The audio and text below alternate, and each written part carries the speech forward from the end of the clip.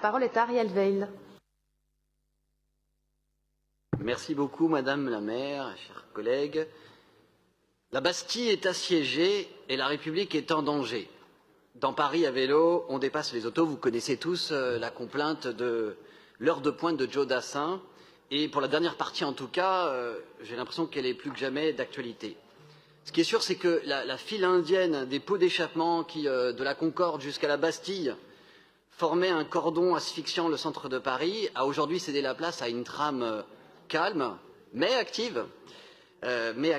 L'essor exceptionnel des nouvelles mobilités, plus douces pour nos yeux, pour nos oreilles, pour nos poumons, est un véritable phénomène d'urbanisme. J'en suis convaincu, elle sera étudiée, le cas de Paris et de sa transformation sera étudié pendant des décennies. Il est d'ailleurs déjà scruté et imité dans de nombreuses capitales à l'étranger. Et donc, même si parfois, dans la dernière mandature, il a manqué du temps pour tout faire, elle a été placée sous le signe d'un volontarisme considérable de l'exécutif et d'un grand professionnalisme des équipes, des services de la ville, techniques en particulier, que je voudrais saluer ici. Et c'est ce qui nous a permis d'acter en quelques années seulement une véritable rupture avec l'ancien monde du tout automobile. Et évidemment, il reste un travail considérable et je me réjouis, je crois comme tout le monde ici, de la présentation de ce plan ambitieux, complet, dense, qu'il faut donc mettre en œuvre. Face à la fois à notre bilan et dans l'esprit des engagements qu'on a pris avec notre majorité en juin 2020, évidemment, les attentes des Parisiennes, des Parisiens nous obligent, dans quelques domaines en particulier. Sur le réseau cyclable parisien, sur le réseau cyclable lui-même, le plan triennal 2020-2023 est certes déjà très dense, mais si nous voulons tenir le cap, moi je suis convaincu qu'il faut y ajouter encore quelques axes à la fois structurants et stratégiques. À Paris-Centre, je pense notamment à l'axe Pont-de-Sully, boulevard Henri IV, que nous n'avons pas, à ce jour, pu sécuriser par une coronapiste. Si on veut réaliser l'ensemble du réseau présenté dans le plan vélo, je pense qu'il faut que nous réfléchissions à des aménagements qualitatifs, esthétiques, mais plus légers sur certains axes, en s'appuyant notamment justement sur cette expérience des coronapistes déployées aussi rapidement.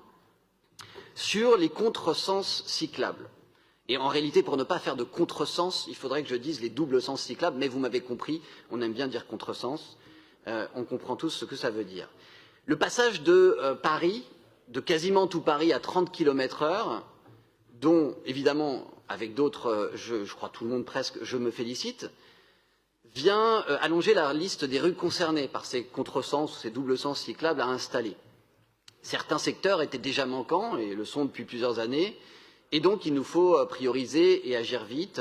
C'est un sujet que pour Paris-Centre, nous avons intégré à la démarche embellir, il est majeur. Et je sais compter sur le soutien de la ville pour nous aider. Sur le stationnement vélo, en général, nos efforts ont été très importants.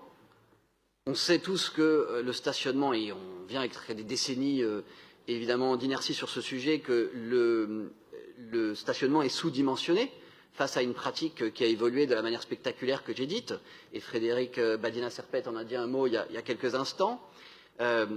On est quand même allé très très vite dans ce début de mandature. Je voudrais souligner par exemple l'augmentation de 25% de l'offre en arceau vélo en moins d'un an que nous avons réalisé sur le premier arrondissement. Sur le stationnement sécurisé, le plan prévoit notamment de faire des vélostations, davantage de vélostations. Nous avions mis en place les premières. Nous avons proposé des sites à Paris-Centre.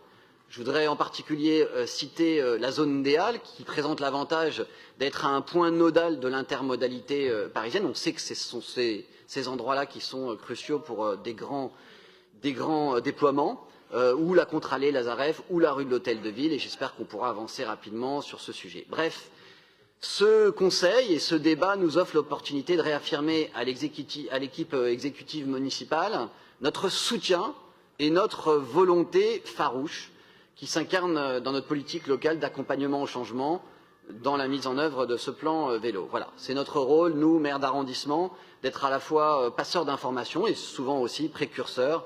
Et j'ai confiance en notre majorité pour faire de cette politique un succès. Je vous remercie. Merci, monsieur le maire.